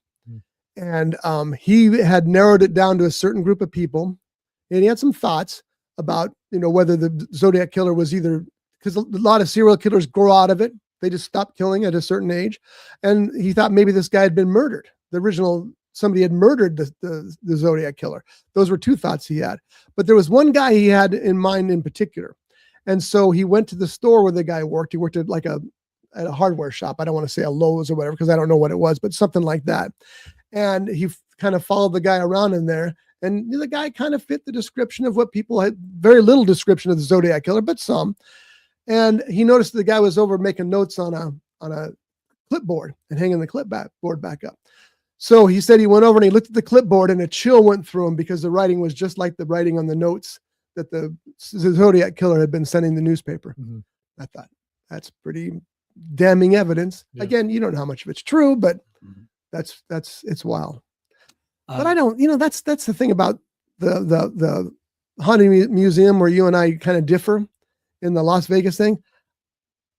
I don't like the serial killer stuff. Mm-hmm. It bothers me because that's, like we were talking earlier, victims need to have some respect. And here we are celebrating the guy who killed them. It's odd to me. Yeah. It's a fascinating topic. Don't get me wrong, but still. Yeah. Like I kind of have like mixed feelings on it, because I think it's just, I don't know. I think it's really interesting, the psychology of those people. It absolutely is. Like, I don't know if you ever watched the interviews with the serial killer Edmund Kemper. No. He killed a bunch of people, and then he turned himself in. And then his interviews, like, because with most serial killers, their interviews are oh, like, well, I started killing because of this and stuff like that. They're very, you can tell that they're lying or they're just making a story and the news people are eating it up because they're going to believe whatever. When you watch the interview with Edmund Kemper, he's talking about murdering these people like I'm talking to you right now. He's just so matter of fact about it. He's like, oh yeah, I chopped their head off and then I did this and I buried it under my mom's window so they were looking up at her. That's scary. And then he's like, I killed my mom. And then I realized that was the reason I was killing in spite of her. So then I turned myself in. Wow. And he's like, you would have never caught me if I didn't turn myself in. And he said that he would go to bars and he would befriend cops and stuff. And that's how he would get his information. And he would watch the TV shows. And that's how he would kind of figure out how to do things. And he didn't would watch podcasts, did he? Well, I don't know. He's still alive. And he would test it out how to kidnap people because he found out the psychology behind people who would get into a car. So basically, most people, if they're trying to kidnap someone, they're going to pull over and they're going to get you in their car. He'd look at the person. He'd kind of like look at his watch. So they're watching and they're like, oh, well, maybe do I have time? And then he'd drive off. Maybe he'd turn back around and be like, yeah, wait, blah, blah, blah. Then he'd pick people up. And then he'd kind of practice on those people. He didn't kill everybody he picked up. He would actually take people, and sometimes he would test out going a different way, see how they would react and stuff like that. Wow. And he's just talking about it like it's normal. Yeah, like that's what I did. It's fascinating. I'm sure that's on YouTube somewhere. Oh, yeah. Yeah. In the latest episode that I've watched of The Rookie, which is, like you have said, it's a ridiculous show, but the cast in it, for the most part, Nathan Fillion, it's one of the big reasons I watch that show. That's the only reason we watch. That's not true. The rest of the cast has kind of grown on me, but Nathan Fillion did draw us in. But in the latest episode, there is a serial killer who gets arrested, goes to court. In previous episodes, he gets arrested, gets caught, arrested, goes to court, goes to prison. Well, something comes up and he gets released. In this latest episode, the cops that originally arrested him are charged with protecting him because he has to go to court they're assigned to protect him. Right. To gain custody of his children from his estranged wife. And I don't know if they're divorced or whatever. And as the show at the end, he does not get custody of his kids. The judge sided with the wife. But as he's leaving the courtroom, he says to Nathan Fillion's character, one of the reasons that the Zodiac killer, and you mentioned a couple other killers, disappeared for so long is because they were taking care of their children. And now that I don't have my children to take care of, watch out. Now, I'm paraphrasing some of that dialogue, but what you were saying about the Zodiac killer and these other killers, how, they did all these murders and then nothing for quite a while, and then they came back, started murdering again. I don't think we said anything about that. They just grew out of it. Well, yeah, but some of them came back. Do you know any that have returned? Right, really? Just go with it. No, because there's a reason I'm saying this, because you can't compare serial killers on The Rookie with real life serial killers. No, I understand that. I am so sick to death. They did mention I know actual. Yeah, he did, but he's a fictional. I am so sick. Every single friggin' police procedural show now has a serial killer on it. Yeah. And I'm sick of it. I know there's I looked it up. I think there's like 5,000 active serial killers in America, which is way too many, by the way. But the way they do it on those shows is ludicrous. And The Rookie's silly enough as it is with having this stupid, and he's like the 5th serial killer they've had in the show. It's like, stop with the serial killers. Go with something different, That's why I'm bringing it up, because I think they're ridiculous. They're not. And if you read the books, they're nothing like the real life profiles of these people. What's interesting, which I found out because I pivoted from the hotel story to serial killer stories, and I got really into it. On that hotel, like the reason that they think there are so many active serial killers, but none of them are being caught. Like back in the 70s and 80s, it was like, oh my gosh, there's another serial killer. Yeah.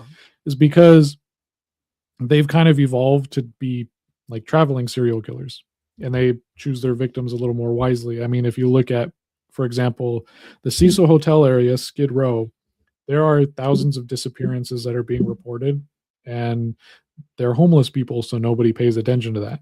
So you can, It's probably really hard to track him anyway. yeah, and it's hard. It's still, even though it's better than it was, it's you still don't have a lot of communication between police departments. So if you're going from place to place, you just pick up a homeless person.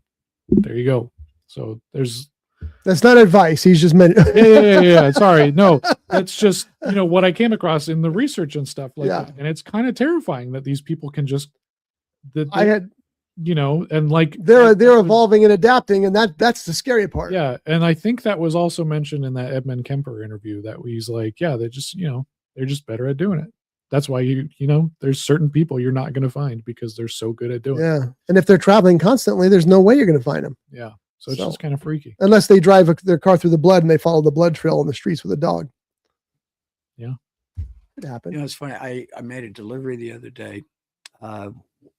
One of the areas, you got a house in the front, but then you go down the driveway and there's two other houses.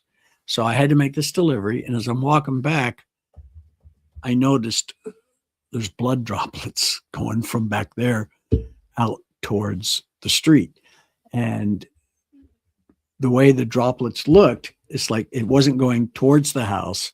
You could tell they were going away from the house. And I learned that from watching the CSI shows. But that's what I was thinking of. This is a blood trail. I think I'm going to get out of here. That's curious. I wonder what that's about. I mean, it could be anything. Somebody cut their hand on cutting an orange or something, or like me, a bagel. I cut my hand really bad in a bagel once. Yeah, it's scary stuff, and you need to know stories about them, but this is why nonfiction things like that work so well, because you couldn't make that shit up. Sorry, I shouldn't have said that in this show, but I did. But that's the disservice that shows like The Rookie do, where they create these ridiculous serial killers who I just can't stand it. It's my pet peeve right now. And like I said, every single show, they even have a show about a prison full of serial killers that collapses or something, and the serial killers all get out. First of all, why are you keeping all the serial killers in one building? The hunt. Yeah. And so now this woman's having to hunt them down one by one. But why were they all there? Were they having a convention? They keep all the Batman villains in one prison, Arkham Asylum. Oh, so I didn't think of that. The best serial killer series, which I guess there's only been one, was Mindhunter? Melania? No, it's a series. Is Mindhunter a series? Mindhunters was great. Amazing. No, that was Edmund Kemper was a character. I didn't know. I forgot tall that. guy. Not Derek. Dexter. Oh, that was a good series. Now I didn't see the follow-up series. The follow-up series? You mean the 4 or 5 follow-up series? Which is the same character. It's still going on, yeah. But I think Showtime's living off Dexter right about now. The original Dexter, man, that was because you know what it did? It took fiction and it mixed in the reality of it, and it made it an interesting story. But what I liked about Dexter was the fact he wasn't just grabbing anybody. He was going after bad people. But why was he doing that? Because that's how he was raised. No, that's exactly right. His father realized at an early age that his son was going to be a serial killer. Because he was a cop and he recognized all the signs. Stepfather. So he trained him into, if you're going to have to do this, and I know you have to because it's in your blood, pick the people that deserve to die. And that's what he does. And have you ever seen Dexter? Nope. Oh, you would like Dexter. Yeah. You would. That sounds fun. Yeah. And there's like 170 episodes now throughout because there's so many iterations of it. But what we find out about Dexter, how that was ingrained into him at such an early age. Should I tell him? Or should I let him find out? Let him find out. Okay. Watch the Okay. series, the original series. It is really Watch them all because they're all very. There's even a point where he gets his son, and his son has the same. What do they call it? His strange writer or something like that. There's a term that he uses: deadly passenger. His deadly passenger Is is the that one in that. that's not in the original series. Yes, it is. Oh, it is. Oh, Is- towards the end, then. I don't remember. That's what his father calls the demon that's in him. The drive that makes I him know. I'm. kill is the deadly I thought you passenger. said Dexter's son. Oh yeah, Dexter's son's way down the line. Yeah, Oh. but he's got the same deadly passenger that his father does, and his father's teaching him what his stepfather taught him. Now It's actually pretty it decent. wasn't really a stepfather. It was the father that adopted him, his adoptive father. Yeah. And it's really, really good. Now Dexter in the original he works for the police department and was at Miami or in Florida someplace. And he is the blood expert.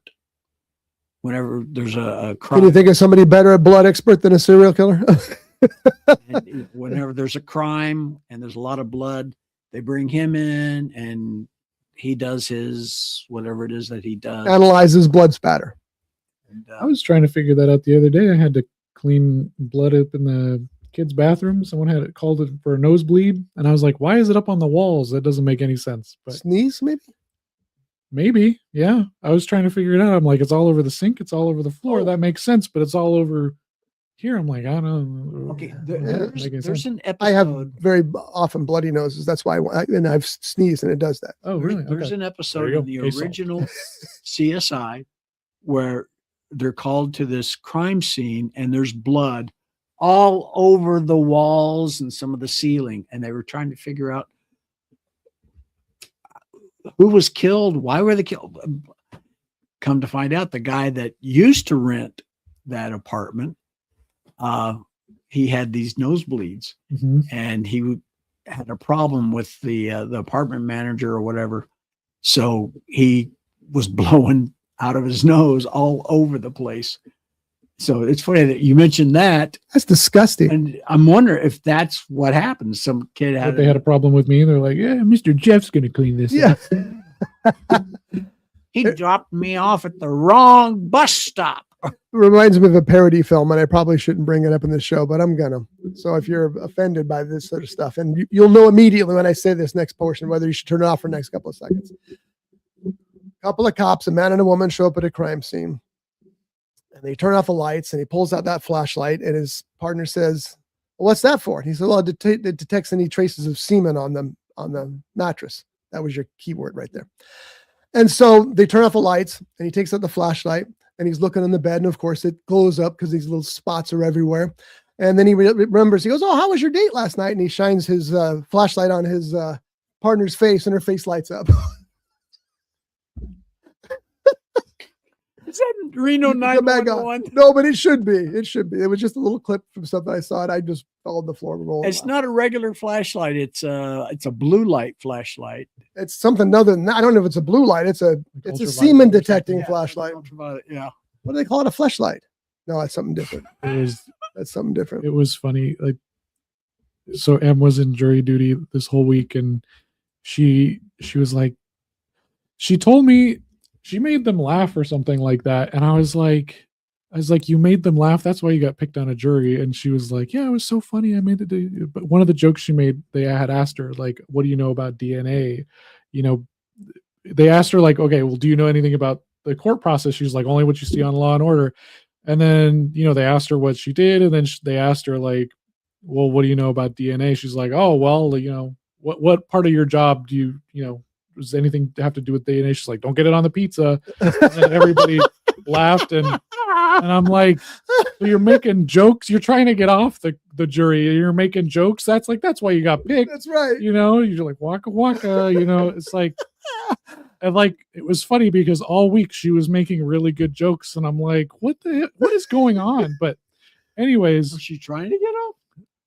yeah, she didn't want to be on it. She got picked. Who doesn't try to get off? I really want to get on a jury. But anyways. Well, you know what? the way I've never been on an actual jury either, but I always look at it as if I do, it'll be a learning experience for me as a writer. Give me more information as what. So. I just think it'd be fun because I've been in the jury selection before, and I'm like, I need to have some popcorn here. Like, this is just so entertaining. But so I was trying all week trying to figure out, because you're not supposed to talk about anything, until it's over. So I was trying to figure. Well, yeah, exactly. So I was trying to figure out what it was, and I'm like, DNA. So I think about the scene from Superbad where they're like, oh, when we became cops, I thought there was just gonna be semen everywhere. There's this and that because you're just testing semen left and right. There's no semen anywhere. Like, this is hard. That's right. So I just kept thinking of that. I'm like, I gotta, can't keep asking. Just she'll tell me when it's over. Yeah, and if they ask you that in jury duty, don't answer it that way. Yeah. Remember that scene? Yeah. So what's playing in theaters this week? May 15th, they have the return of the Naked Witch. Shrek is going to be back in theaters for his 25th anniversary. I'm sorry, that guy looks just like Shrek. I know, it's just the way you said that. In the Gray, which is a new movie with Jake Gyllenhaal, Henry Cavill, Elsa Gonzalez, who's terrific, and Rosamund Pike. Is that filmmaker? I don't know why I can have a problem with names today. Yes. Who's the guy? Was it Guy Ritchie who does Guy Ritchie? That's what I'm looking for. Is that his picture? I believe so. It doesn't even say.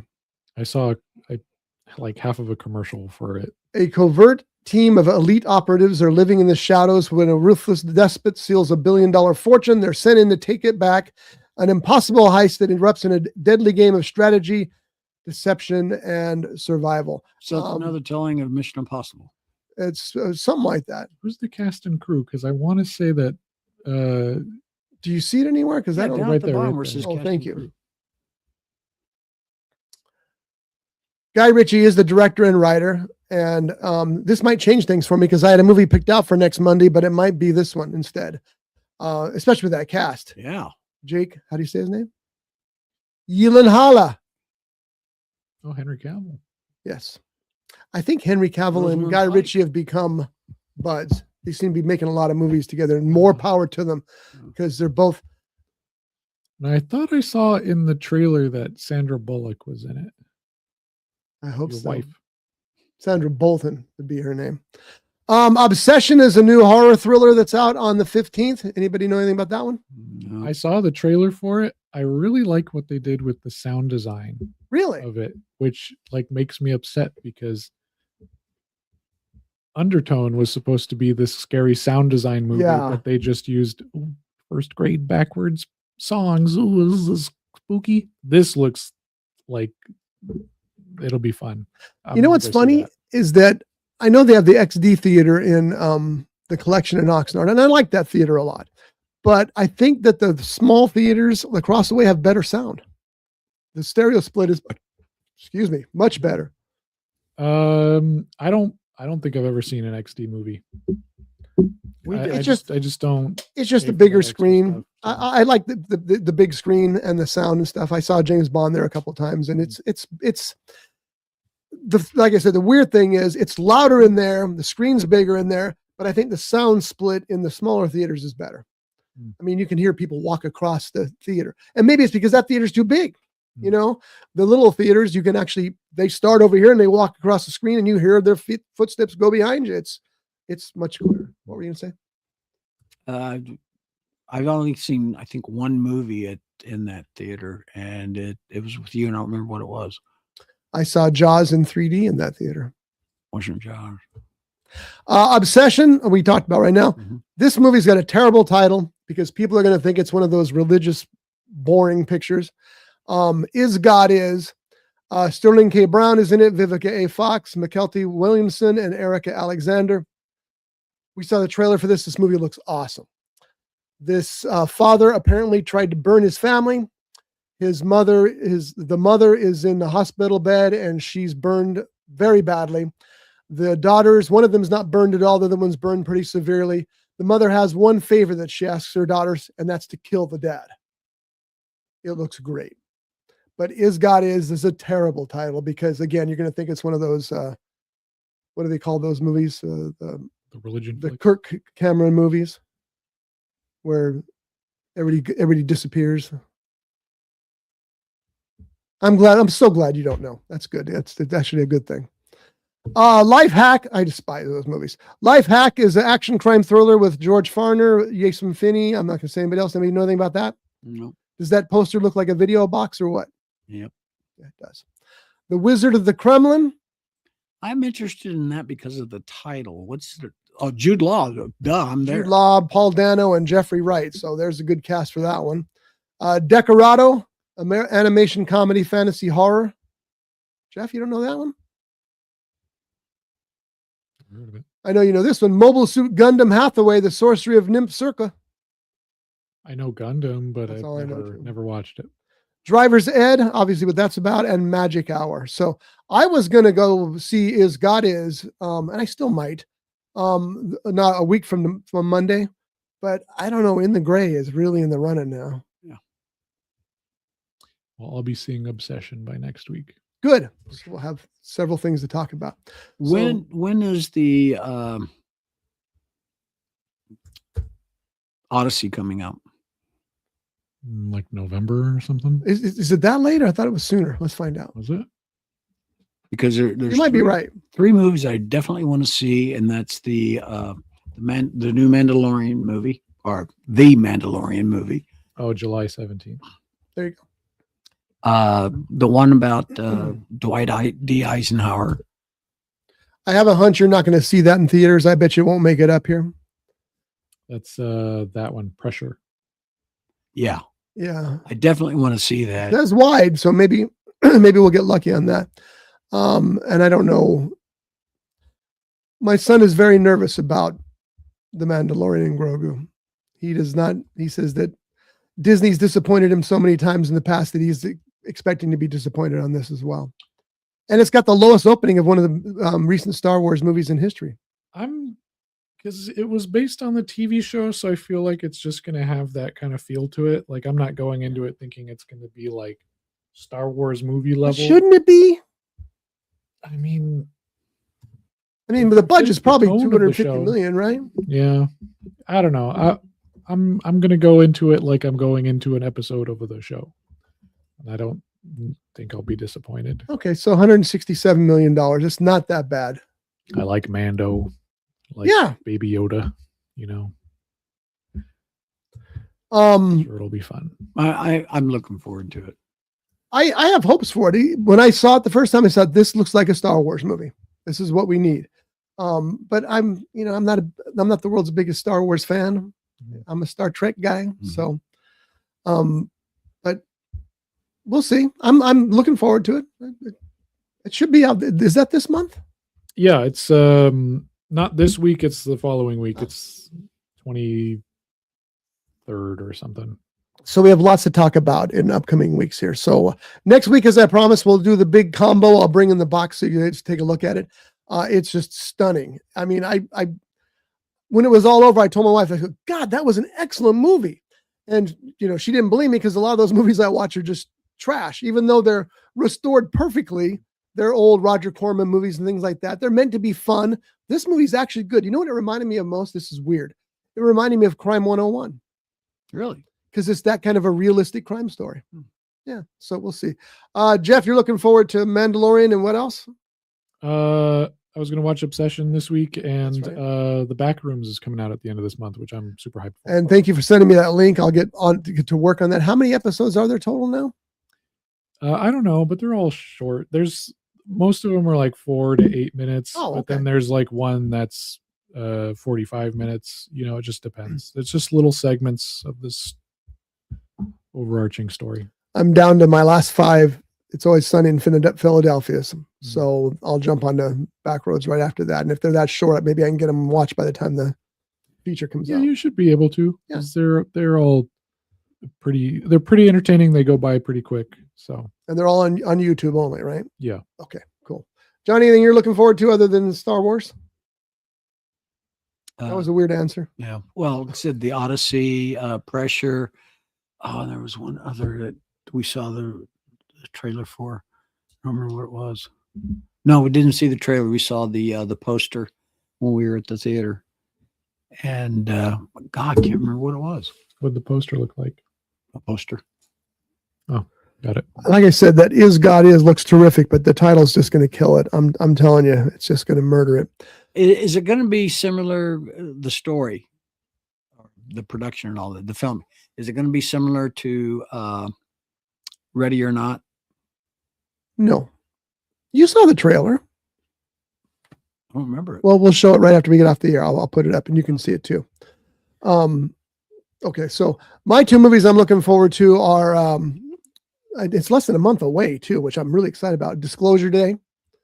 I'm actually thinking about trekking out to Valencia to see that in IMAX because it's Steven Dam Spielberg, who I consider the best filmmaker in the business, and Emily Blunt. Great Emily Blunt and great marketing leading up to it. And Trump's helping out with the marketing by releasing all these UFO tapes. So you don't think about the Epstein stuff.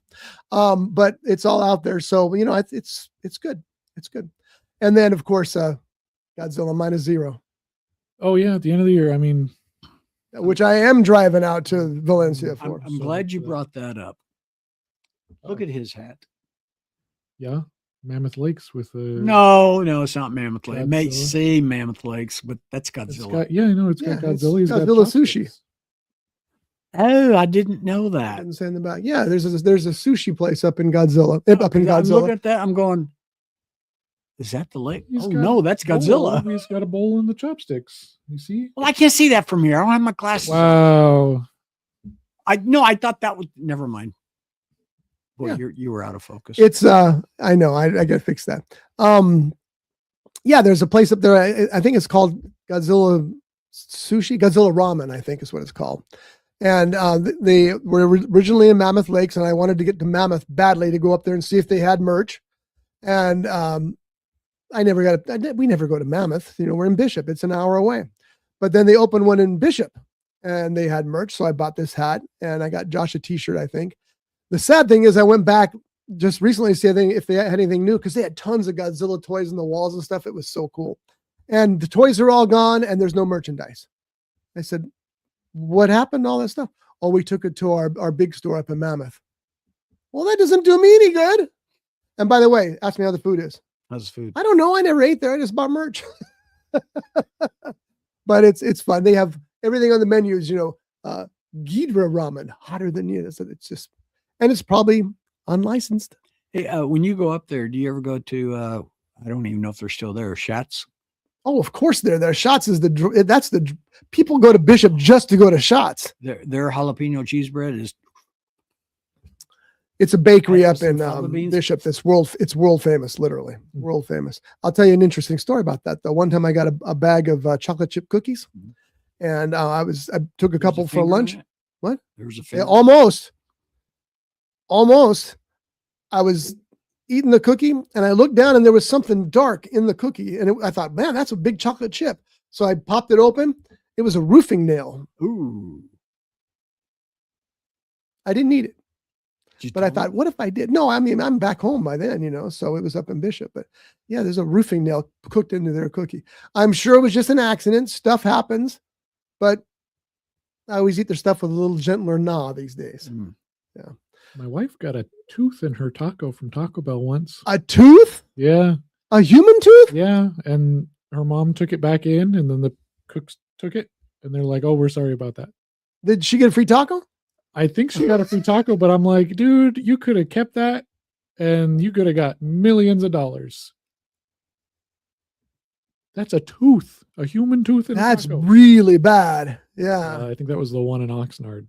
So Wow. watch He out, thinks guys. he's not accusing anybody. He thinks. Wait a minute. Kind of makes you wonder, what the heck kind of meat are they putting in? Well, those? the fact that they took the taco back so fast tells me that they knew, hey, where's my tooth?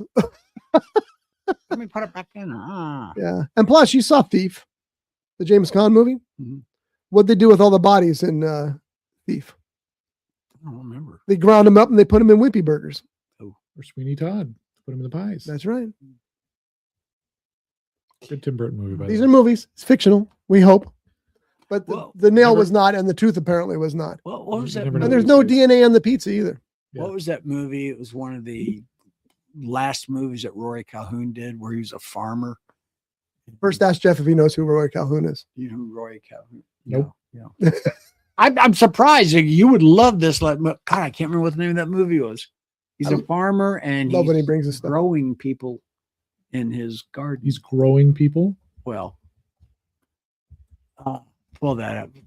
Is this like the thing from outer space? No. It's the vegetable person. Motel Hell. Yeah, that might have been it. That's it.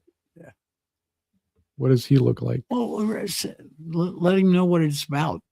Let me know what. No, he can watch it. It's one of those movies he will eventually find because he likes old horror films. I do. Roy Calhoun was a TV Western hero. I think he played a sheriff. What does he look like? See, look right there. Tell me that Jeff's not going to go see that movie. I wish I could share it with you folks. I'm sorry, I can't. That's jeez. Jeff's making notes already now where he can find it. Where can I find it? What does this Rory Calhoun character look like? Oh, it's on Tubi. Everything's on Tubi. Yeah. Rory looks like that.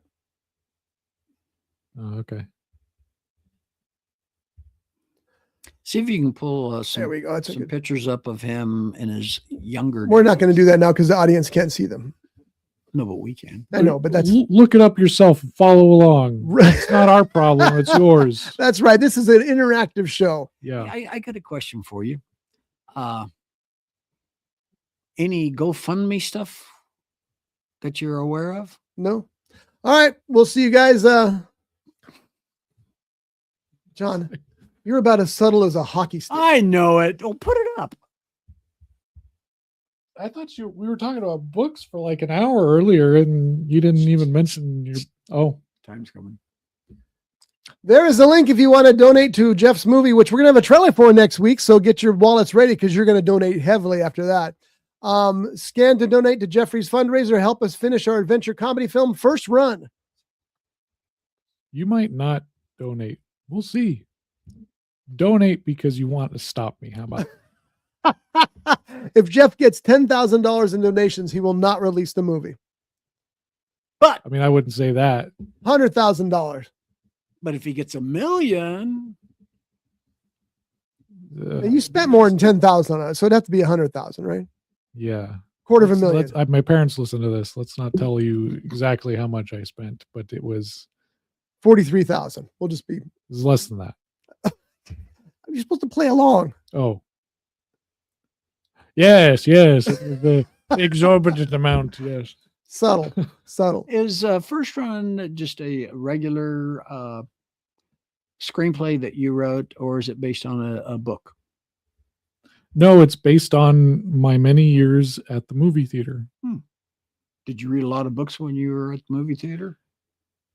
No, I actually didn't read start one reading a lot book? of books until I started working at Whole Foods because the internet doesn't work out there at River Park. John's begging for this. You know, Hi, I'm R. Scott Bolton. I write books. You should read them. rscottbolton.com. and they're available on Amazon.com. And if you've got Amazon Prime, you're going to get free delivery. There's a plethora of books written by R. Scott Bolton. My favorite is Dead Dick, about a 1940s private detective, hence the term Dick, who has died, hence the word dead. The latest that's available is Bowling Bag in the Back Seat. Get these books, all 40,000 of them. Okay, there's not 40,000, maybe 39,999. No, not that many. No. There's 8. There's 8. And they run the gambit from science fiction to fantasy to everyday cops and robbers to private detective. Not just the 1940s private detective, but present day. And also, one of the books, which again I really like, Dead Dick, has nuns with machine guns riding the Harley. Get these books. You'll enjoy them. Amazon.com, R. Scott Bolton Books.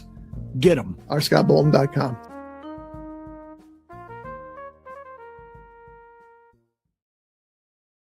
Forward to Miller and Breeze. Miller and Breeze is at least a year away. I realized something though. I had a conversation with a book advocate, let's say, and she said that my problem is I'm not releasing enough books a year. So I need to go from 2 books a year to, which last year was only 1 book, to 3 books a year. So I'm going to be working hard at getting books out for the next, because I got 5 books already that I haven't published. So why are they sitting around on a dusty shelf somewhere? So I'm going to bump it up to 3 books a year. And her reasoning was that, and I can't remember the authors' names, but they'd written 13 books before they wrote Jaws, for example. But Jaws is one of the 13 books. So you need to write a bunch of books and release a lot of books so that you can get to the one that's magic. So Miller and Breeze is coming, but it needs a couple of fixes too. And I really like the way it ends. Because it's like Dead Dick. It makes you want more. Well, I ended it like Reservoir Dogs. Everybody's dead. Spoilers. Including the person that's reading it. Wait, what? That'd be some trick. Oh, there's an idea for a movie. Mm. Don't One of read those this book to pop-up the end. books. You know, you turn the page and then a gun kind of comes out and just bam. That's funny. Yeah. Pull trigger here. Boosh. Yeah. And you can do that these days with 3D printing. Mm. Yeah. We need to move on. All right, folks, we'll see you next week. Thanks for watching. Thanks for listening. If you're listening and you want to see what all this nonsense is about, go to roughedge.tv and you can see us there. Please subscribe or give us a like. It doesn't hurt you, but it helps us. Jeff, anything else?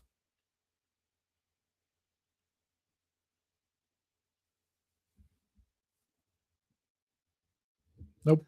That was sign language for a trailer next week for. I do know a little bit of sign language. Do you? Yeah. Show us. Shark movie. Oh, is that what that is? Yeah. Yeah. Funny story before we go. This one's for you guys. I took sign language with my wife at the Ventura College, and I had a very hyper-specific reason for learning sign language. Now, the teacher asked the class, "Hey, why did you start learning sign language?" Which is a weird question to ask because, you know, obviously you're either going to have one of 2 answers. There's a family member or a friend that you know that has sign language, or 2, you need it for your job. So that's what it was. I was on this side of the room. She started on this side of the room. She was going through everybody. It's like, oh, you know, I have a customer that comes in and speaks sign language, or, oh, my uncle, you know, da da da da da. Then she gets to me. She's like, yeah, why did you want to learn sign language? I said, oh, I want to talk to the apes at the zoo. And they all look at me. They're like, what? And I was like, yeah, you know, the gorillas and stuff, they know a little bit of sign language. So I want to talk to the gorillas and the orangutans stuff at the zoo. And then they're just like, okay, moving on. It's a good answer. But it's true. Yeah, like, I'm just like, I want to do that. Like, people are thinking, they're thinking small. They're thinking about talking with other humans. I'm thinking about interspecies communication here, you know. Going deeper than that. Yeah.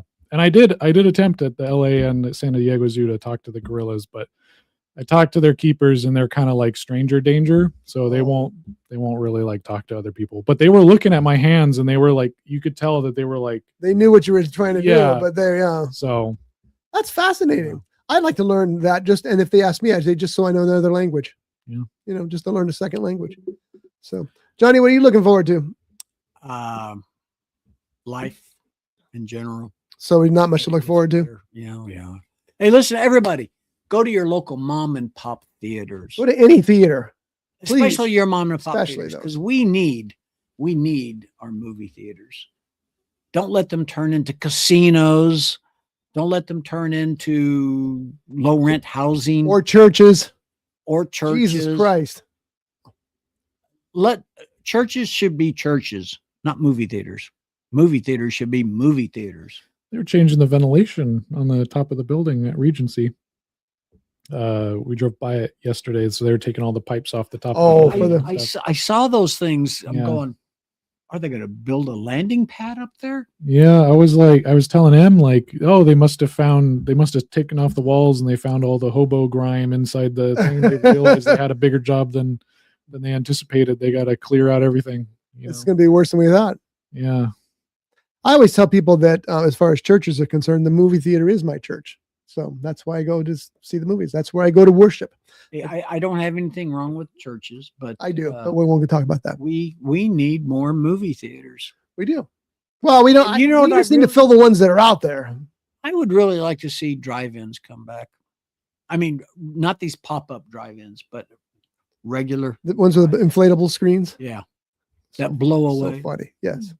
All right, we're out. We'll see you guys next week. Thanks for watching. Thanks for listening. Trailer next week. And since Mandalorian's coming out, may the force be with you.